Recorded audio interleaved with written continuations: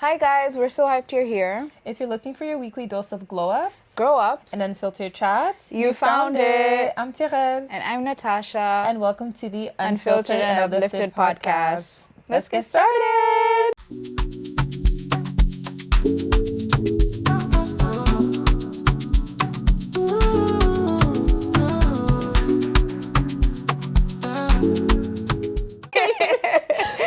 All right, but how are you feeling? What's new with you, Natasha?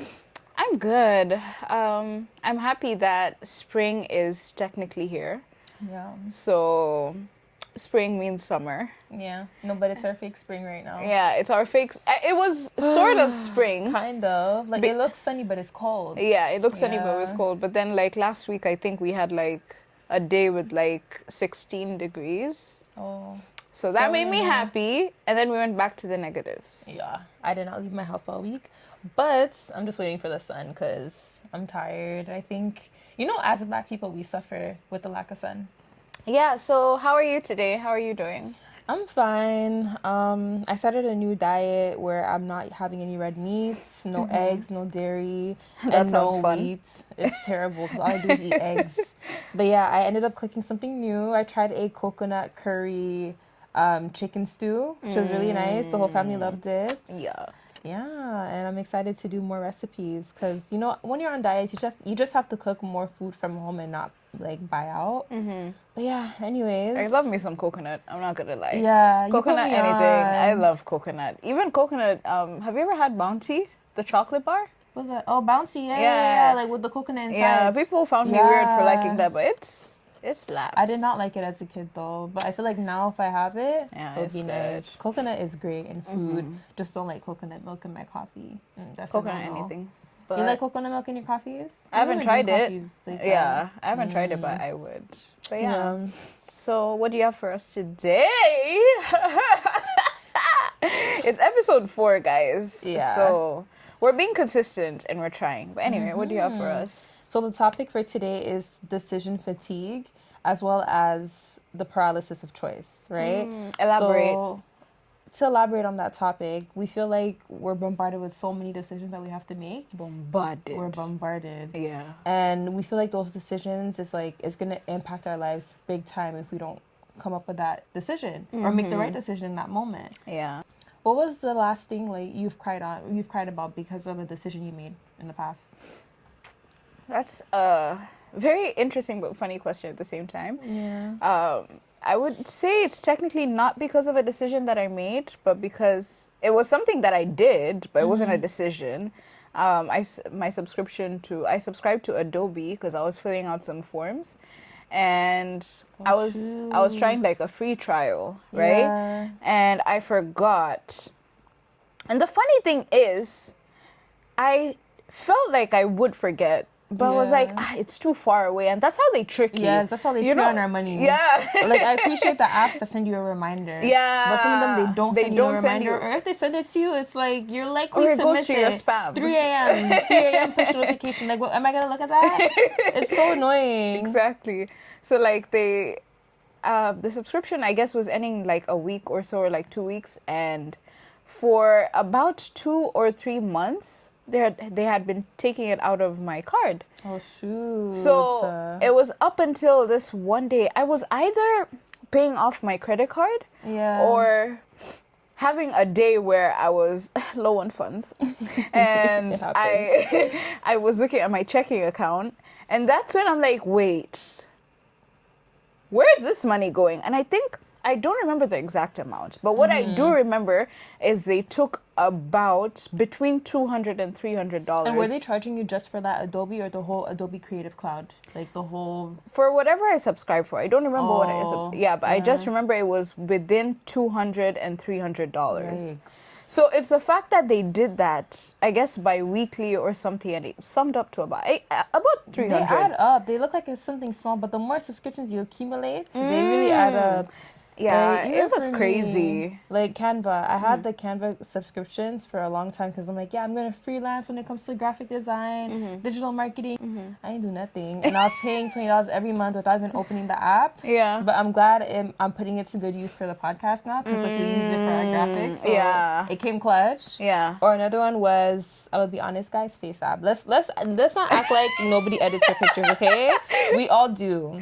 Yeah. But how do I say it? In moderation? It's not Face app. Don't tweak your features. Facetune, not Face app. Face app is the one that changes your whole face with the Hollywood style. No, the Facetune, I like the soften. Like when you can soften things a little bit. That's pretty much all I use. But there is literally no app that you could use that has a softening feature without having to pay. Or you have like a daily limit or something like that, or weekly. Yeah. So I ended up clicking on the free trial, and I forgot, and they charged me $112 or $115. And I'm like, there's no way I'm paying $100 for an editing app. No, that's crazy. But I got my money back, so it's fine. It's fine. That's a lot of money. Like, it's crazy how, as an adult, like, there's so many things that you could end up doing and you just have a mental breakdown. Another scenario where I would say that has led me to feeling like I'm on the verge of crying is prepping for an interview, or after the interview, and I'm like, oh, I could have said this. Oh, yes. I could have said this better. You know, or like prepping, you don't know what the interview is going to be like. You don't know what they're going to ask. You just assume. And I had this recently because I assumed they would ask, okay, tell me about yourself. And they never did. Or like the normal things. So it's like, has that happened to you? 100%. Like, I feel like as I'm interviewing and it's for more like senior level roles and they want to do those 1 hour interviews and they're like hitting you with questions, like technical questions, and you're put on the spot, it's like, oof, I don't know. But it's usually during those interviews where you're overthinking, or after it, like you said, you're like, I should have said this, or I don't know, this and that. And then comes the acceptance and rejection. That part hurts. But then again, I like to just change the way I'm thinking. I see it as practice. And honestly, whether that interview went well or didn't, just know that it wasn't for you and the Lord has better plans for you. Facts. And that's the way to go about it. And you learn from it. Yeah. But obviously, trust that you've grown and you're going to the interview the best that you can. Like, you're giving it your best and you're prepared. For me, I really like to thoroughly prepare for my interviews. And I don't just say, better being over-prepared than under-prepared. Because you know you gave it your all. Yeah. And maybe it wasn't for you, but God has better, right? Yeah. God's in control. He's in control indeed. Yeah, and we get overwhelmed with all of these small things and consequences to our actions, like having a car. I went to the mechanics 3 times, but luckily I spent $500. Yeah. But it all stemmed from the decision of getting a car. It's very useful, but then again, it's a huge expense. And that's just adulthood. Like, we just have big decisions. Like, a car just decides, hey, I need $1,000. It talks to us in different ways for more money, as if nobody else is asking us for money. Yeah. Oh, it's too much. Yeah. And like, at the end of the day, like, no one really tells us that in adulthood, like, 90% or even 100% of your life is just making decisions every single day. Like, it starts from the decision of what you're gonna eat, what you're gonna wear, how you're gonna structure your day, to like the major decisions in life, you know, like the where are you gonna live? Yeah. What car are you gonna buy? Who are you gonna marry? Yeah, who are you gonna be friends with? Who's gonna be your maid of honor? Who's gonna be your best man? Decision. Like, there's so many things that you need to decide on. Even the church that you're gonna pick for your family, the community that you're gonna invest in and pour into. Like, there's so many major decisions that you have to make every single day, because every decision that you make has a consequence. Yes. You no know? matter how small it is, because even small decisions as like what you're gonna wear, things like that, they all lead up to a bigger one, right? Yeah. So all decisions really matter. Yeah. And it's so easy to get caught up with those things. Like, and you know, with that, we spend a lot of time trying to make a choice and not actually living within that choice. It's so ironic. Yeah. Do you feel like that has happened to you? Like, do you feel like that has happened to you? I feel like 100% it has, because majority times when I'm blessed with an opportunity, or even if I have to like make a major decision over anything, could be a job, could be academics, could be like whatever, I start obsessing over it. You know, that's all I talk about. That's all I think about. That's all I research about. And I kid you not, I research. Yep, same. I research hard. And these days I'm on AI. Tell me, what are the pros and cons? It made it even worse. Yeah. And then the gag is, you might not even get it. You did a whole list of pros and cons, but then and you had probably two options that you're waiting. The pros and cons, what I'm going to do with it. And so it's like, I do that when it's not good. At the end of the day, like, we're supposed to leave everything in God's hands. We're supposed to let God take control and just trust him, you know, and trust that the plans that he has for us are for the good, not to harm us, you know?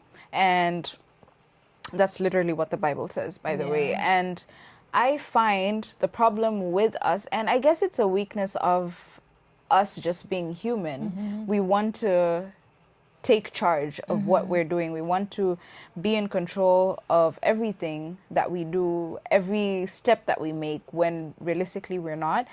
And I don't know, I just find it sad because you just make your brain constantly be on work mode. You know, you're just hyperactive. Your brain is just like overload. And you're causing unnecessary stress. And you could easily idolize those things in your life, and they're not even for you. Sometimes they're not for you, and that hurts the most when you spent so much time breaking it down, saying, "Yeah, this is my future." Kind of like those people who invest so much in relationships, and they're seeing it so far when the person that they're with doesn't see it that far. Like, that's just an example. Or we tend to do that with where we want to live, with a job. Like, there's so many things, so many different topics under this umbrella.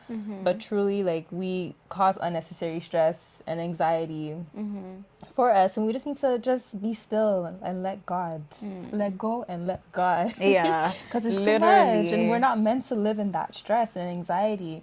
And if anything, I could argue that it might be a sin. Like, it is a sin. It is a sin because we are idolizing. We're putting it before God. Because imagine the amount of time you spend stressing if you were to use that time, stressing and researching, if you were to use that time to be in your word and be in scripture. So it's like, what are you doing? And to be honest, like I'm not even going to say it like, oh yeah, I perfected it now. But I'm glad that I'm slowly becoming aware of it. And I just think, you know, anyone, if you're ever in a similar situation, you should become more aware of it with everything that you do, because it's just unnecessary stress. And these are the things that lead to like hypertension, you know. Like, you're asking for problems, so you're doing more harm than good, you know. It's truly rewarding to just leave it in God's hands, because you're at peace. You actually feel the peace that Jesus promised, right? Being in his presence and leaving that to him. And anxiety is a sin against God, because you're supposed to trust him, right?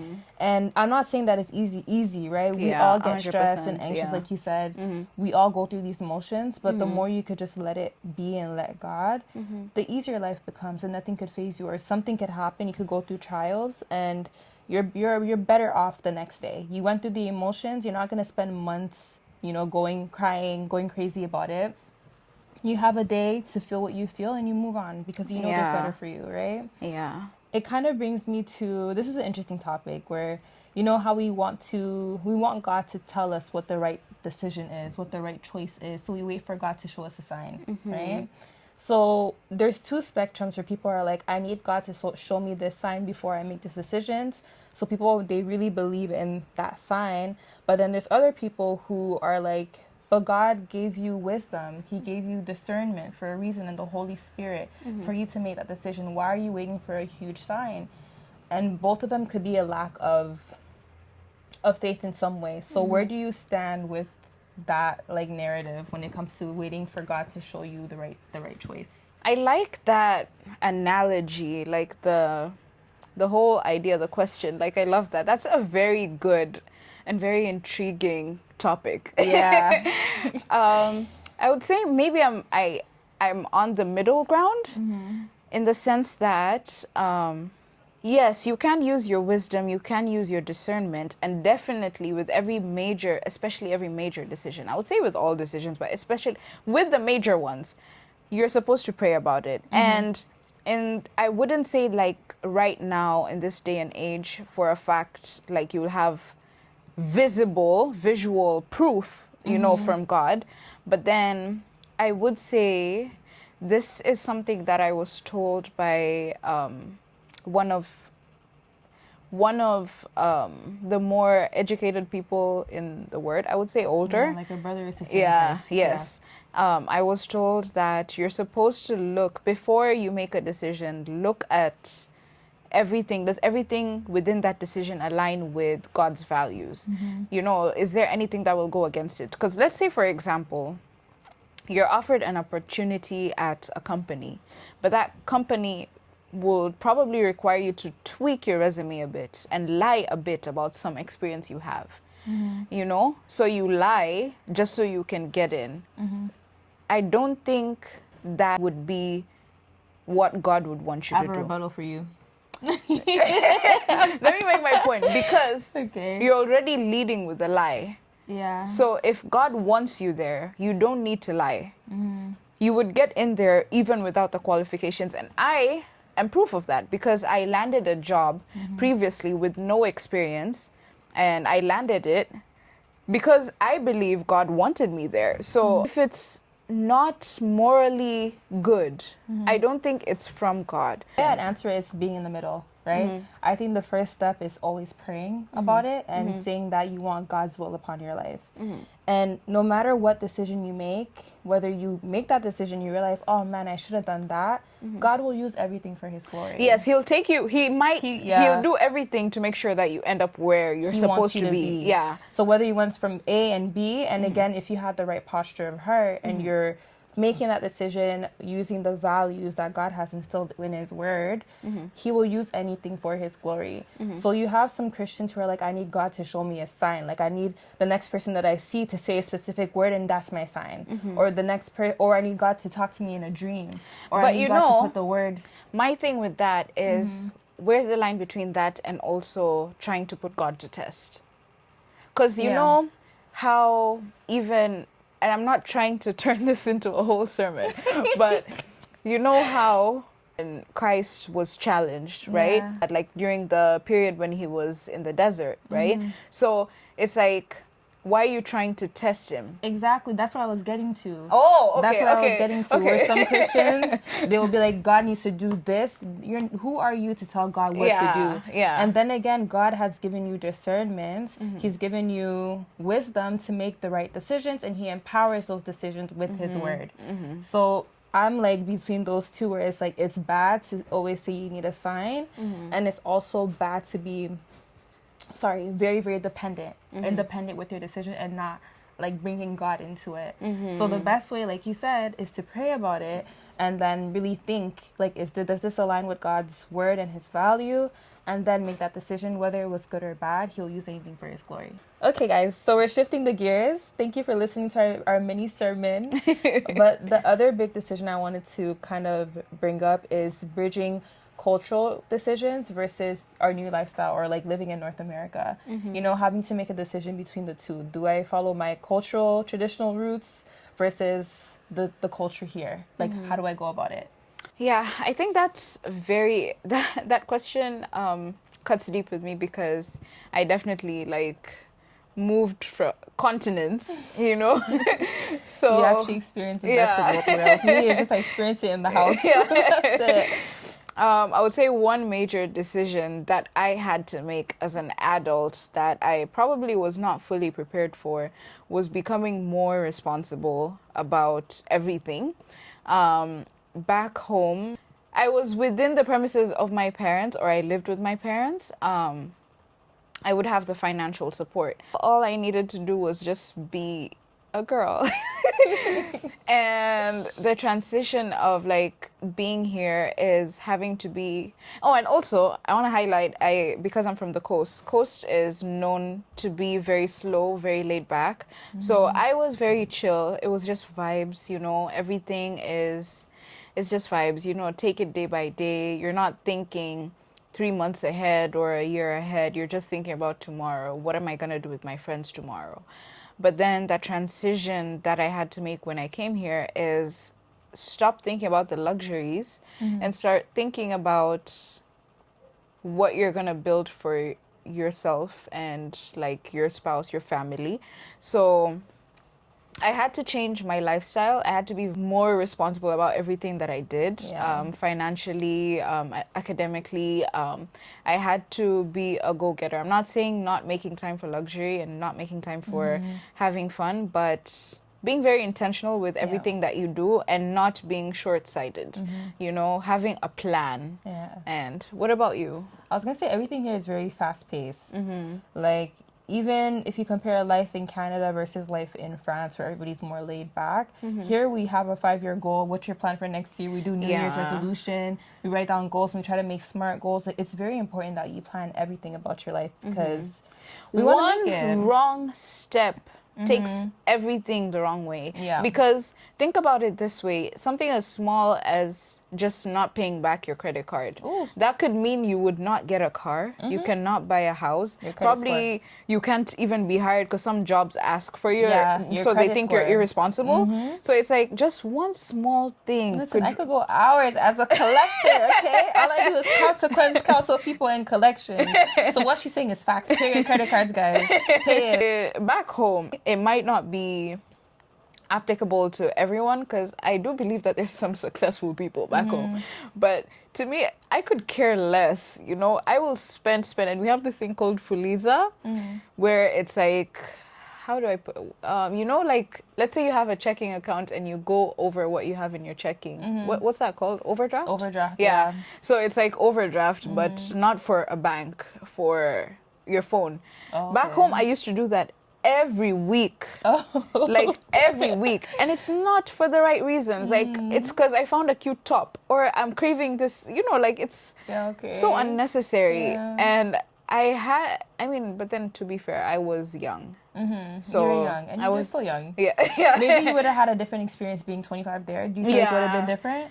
I think being 25 there, maybe I would have been slightly more different, but still being within the close proximity of my parents would still make me a bit less independent, you know. I would still be a bit more reliant, but now I have a lot of independence, so I know that every decision that I make is impactful.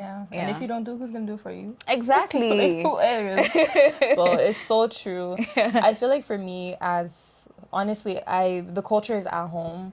My parents, they made sure we had the African culture within our house. One decision that comes to mind is having a traditional wedding and having a church wedding, because within our culture you did not have to go to church to be considered a married couple. You do the dowry. And it's like, okay, like I embrace my roots, I embrace my culture, and I will do the dowry. So we have a pre-dowry, dowry, and the actual wedding party in a hall. That's also money, okay? That all costs money. But also, I'm here in Canada. I'm a Christian. I go to church. I also want to get married in church and also have a hall and wear the white dress. Now, and the best decision is to have, like, the best ideal situation is to have both of them. But listen, in this economy, can you really afford 2 weddings? There's gonna have to be some compromise, right? In what you do, because it is possible. A lot of people in the Congolese community, they would do both weddings, but they have to compromise on certain things. So, like, are we gonna have our white wedding and have less people, make it more intimate, and then have a bigger traditional wedding, or are we gonna have a traditional wedding in a community center? Like, it's not all of them are gonna have halls for both weddings. So that's a huge decision that I think about, and it kind of falls into, you get stressed and anxious about a decision that's not even there yet. Like, that's something I think about a lot. And it's like, how do I go about it? Like, what is the smart way? So I feel like it's such I think Africans as a whole, not just Africans, even Arabs and probably the brown, like the Indians as well. But Indians, they just do their own traditional. They don't do 2. No, Why is it us that do as much as they do their own traditional. Realistically, let's say for like the Muslims, the only thing that they need realistically is a nikah, which is basically the vows and whatever. So, but then there's all those other traditions where they have like to have like this women's party, and they have this thing where they dance for the bride, and they have all those are like the luxuries of the wedding. It's not mandatory, but it's like. So it depends if you're like Indian Muslim, Indian Hindu. Yeah, and like even for the Indians, I'm sure they have there's Christian Indians, right? Oh, yeah. So there's Christian Indians that I know that have had only church weddings, but then there's others that add the traditions as well. Yeah, because theirs goes for 7 days. Exactly. So it's like, and even for us, it gets overwhelming because when I think of us as well, you have to have the whole process, like the dowry and the whatever, and it's expensive. It's very expensive. And on top of that, like planning for all of that, and technically as an African, your wedding is not your wedding, it's for the people. It's for the family, the community. So the number of guests is to the maximum. 500 easy. 500 easy. Tell that to somebody who's not African, they'll be like, are you crazy? Yeah, do 150, 200, but that's not enough. Yeah, for us. So but it's like the economy here makes it very hard to achieve that. Yeah, the economy back home makes it very achievable. 100%. And also it's also with that, depending on like where you are financially, but like I would say it's achievable for most people, back home. Like with the money you make here, yeah, it's achievable to do it there, you would say? No, like even with the money you make there, it's achievable. Okay. Yeah. Like, but it's because like it's cheaper. If you were to list down the expenses that come with weddings here, it's crazy. It's bizarre. You could spend thousands of dollars on flowers. Just get fake flowers. Imagine. Like, that's insane. Yeah. If I go on a rampage, the Kenyans will hey. Because what do you mean? Like, in fact, a videographer could charge you probably 10,000. Yep, easy. Like 10 racks. Videographer. A photographer within the same budget as well. So like a videographer and a photographer, different people. Things. I didn't even think about that. Yeah. You'll be lucky if you get both. Yeah. A short financial breakdown from my head. Yeah. And let's talk about like the hall expenses. Let's say you take like the African and the church and the whatever. So let's say all of that for a hall, a minimum. Let's say it's a nice hall, minimum 20,000. Yeah. If you're trying to be cheap, $20,000.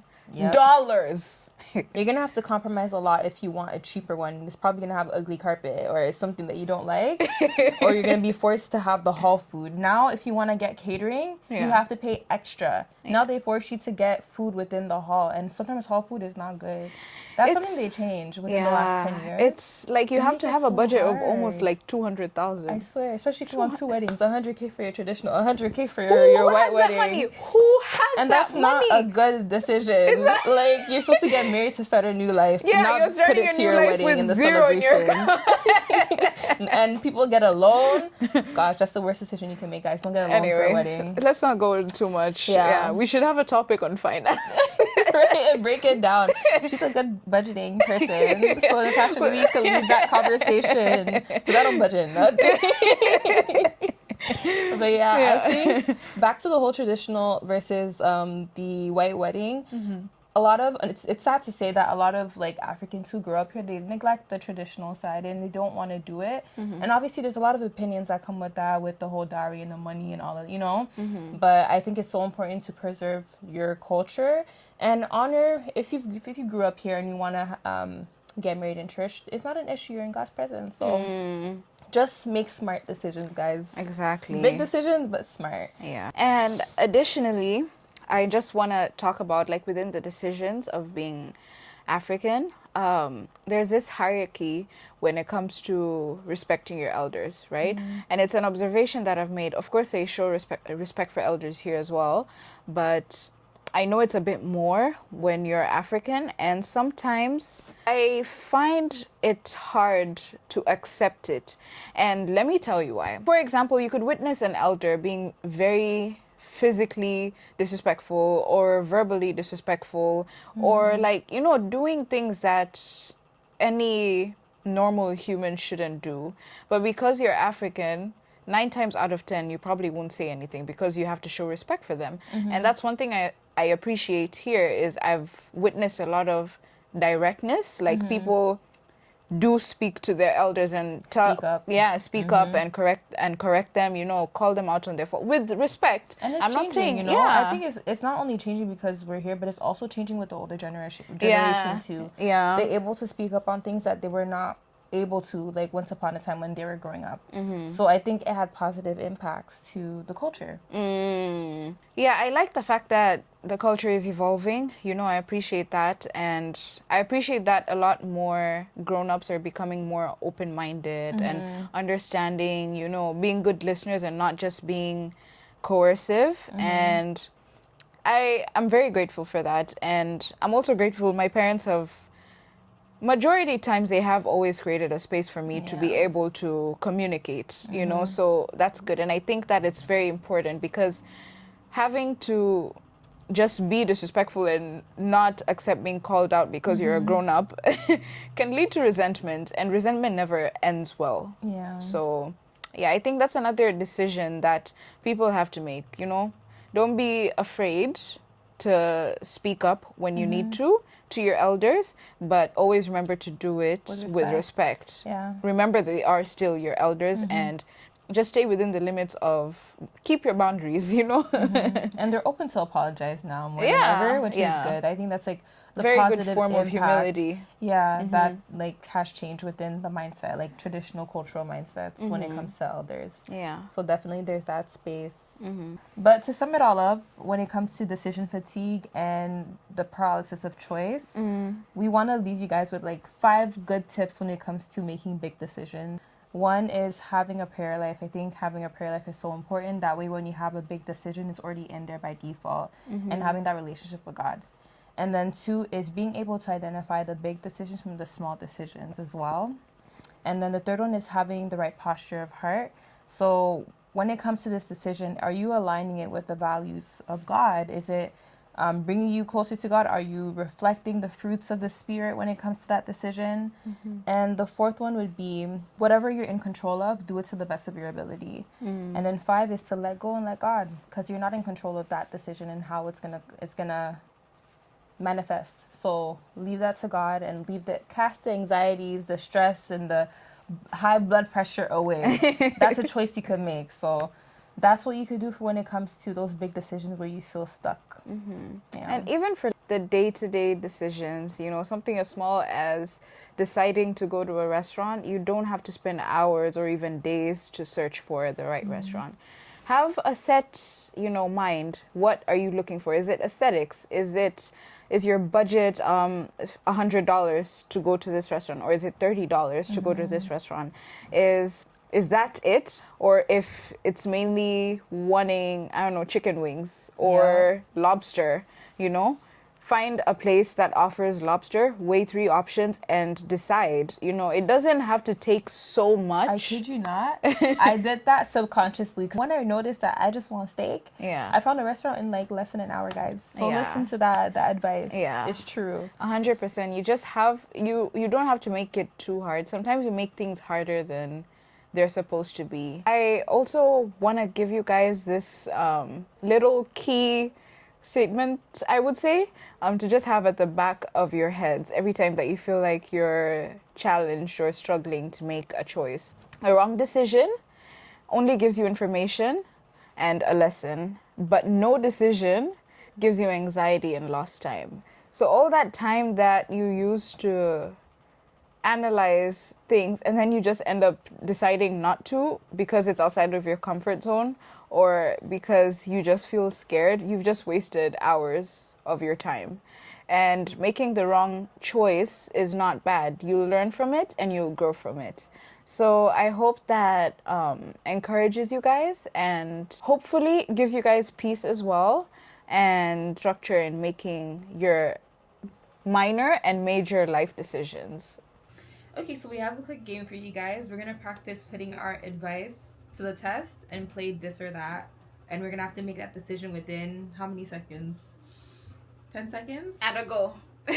So I don't know. Yeah, as quick as possible. As quick as possible. Yeah. Okay. I'm going to hit you with the first one. Okay. So this is called the passion versus the paycheck. Okay. So the option is make $45K at your sole purpose dream job. You're inspired every day, but you're forever rent poor and stressing over the price of a latte. Versus B, make $200K at a soul crushing corporate firm. You're bored to tears, you hate the culture, but you own the house and never have to look at that price tag ever again. What are you picking? Yo, I'm 100% picking the first option. Okay. Yeah, I would pick the first option because at the end of the day, me being happy, that's all that matters. You know, I'd rather like just be happy, you know, and make my way up in comparison to being in a job that's stressful. I hate it and I don't feel like I'm using my gifts the way I'm supposed to. So yeah, 100% the first option. Okay. So the next one is comfort versus catalyst. Would you rather have a job that is boring and stressful but pays double what you need so you can fund your fun life, or a career that is your absolute passion but you have to live on a strict penny pinching budget for the next 3 years? Actually, let me make it forever. Hey, I was about to say that. I was gonna be like, let me pick the penny pincher because it's just 3 years. That is hard. Okay, fine. 3 years. 5 years. Okay. I'm still picking option B because it's not forever and I don't know what the future looks like. What if this passion becomes a business? You know? It doesn't mean that, kind of like what we said in the other video, dancing. You can make dancing a business and make a lot of money. Yeah. So I'm going with option B because going with option A, I will probably at that point just be tired of boredom, be stressed, and the stress, it affects your health. And I want to live, so I'm picking my piece. Yeah. Okay. The loyalty glitch. A husband, so you have either a husband who is the king of white lies. He tells you exactly what you want to hear to keep you happy, but you're living in a bubble where you never actually grow. Or 2, a husband who is brutally honest. He never sugarcoats anything. He'll tell you if the outfit is mid or if you're wrong in a fight. It stings, but you know he'll never lie to your face.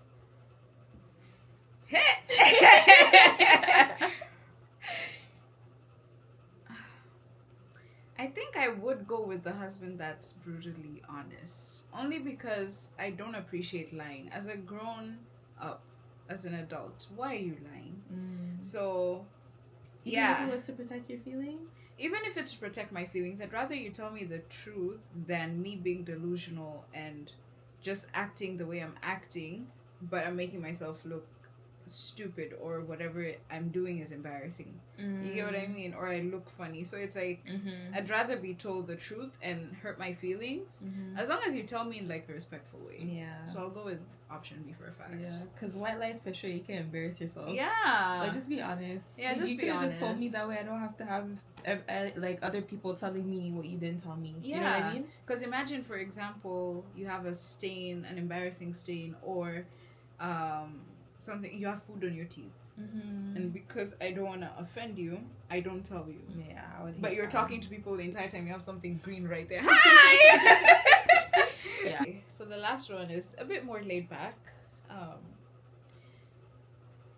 Would you rather own 5 high quality, quiet luxury outfits that you wear on repeat for a year, or a closet full of trendy fast fashion you never have to wear the same thing twice on camera or anywhere?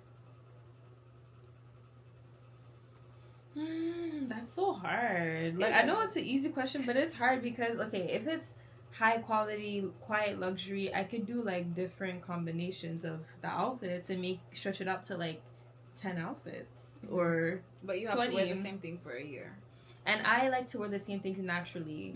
But then again, there's times where I want to wear something different, like on holidays or on special occasions. What am I going to do? Wear that again? So I think I might go with the fast fashion, to be honest, because you said it's a closet full of things. I don't have to wear it. You don't have to wear it twice. Yeah, no, I'm picking option B. Is the golden cage versus the grind. So the fully funded life, your partner bankrolls everything, the dream house, the nanny, the designer bag, but you have 0 assets in your name and have to ask for a transfer for every purchase. Or you're the self-made struggle. You grind for your own degree and paycheck. You have total financial power. No, you have financial power, 50-50, but you're exhausted, missing baby milestones, and barely breaking even after childcare costs. What would you pick? I'm not Miss Independent. I'll pick option A, and let me tell you why. But I think this is a hard question for me because it's not necessarily applicable. So it's hard to answer because I wouldn't pick option B, because if I'm struggling and I can't even make child care, you know, I can't provide for my kid. If I'm struggling, that means I'm an independent woman, and there's nothing wrong with that, but I want to be the type of person that's very present with my kids. If I'm spending all my time at work, I won't be present with my kids. I won't be present at home, you know? So it needs to be like a great balance. I think I would go with... Can I not pick any? Because option A, but you have to ask for every transaction. I don't like... I think option A is a problem with me also because I don't like asking. I'm the type of person that doesn't like asking for favors, for money, and maybe that's a bad thing. Some might say it's pride, but it's your husband, you know. But it's not. No, I think it's more so feeling like you're nagging someone. I don't want to nag anyone. I want him to willingly give me what he wants to give me. So of course but then there's also openness within a marriage, and I thank God that I'm, you know, like, yeah. What? No, it's just that I feel like within a Christian marriage, you should have access to each other. Okay, but that's not in the prom. That's not in the prom. Pick A or B. So what's your answer? Okay, because I don't want to be naggy, I'll go with B. But realistically, none of the options work with me. I'll go with B. I mean, B is not so bad. It's not so bad. What if you find a job? Because there's a lot of moms that work. There's right? no, I'm not saying you shouldn't work. I'm just saying the way the prompt says. I know. The prompt sounds so stressful. You know, the prompt is not forever. That's true, but whereas option A is forever. A home, how nurturing a home is comes from the mom majority times. Yeah. So it's like, if you're too overwhelmed and stressed by work, are you truly going to make a nurturing environment? Yeah. You know, you won't take care of yourself, you won't take care of your family. So I find that being very, but there's no harm in have an income, have something coming in, but it doesn't have to be stressful. 100%. I don't think stress means success. It doesn't. You can be very successful and still be happy. So no, yeah. Well, that's it for our game. We hope you enjoyed the episode, guys, and the discussion. Thanks for watching. We appreciate the people that have come, you know, this far to episode 4, and, you know, continue to like, share, comment. We love hearing your feedback. We love hearing what you love. You know, shout out to the few people that have been commenting. We see it. Thank you for your engagement. Yeah, thank you so much for your consistent engagement. We appreciate all the love. It means so much. And yeah, stay tuned, and we'll catch you on the next one. Yeah, bye.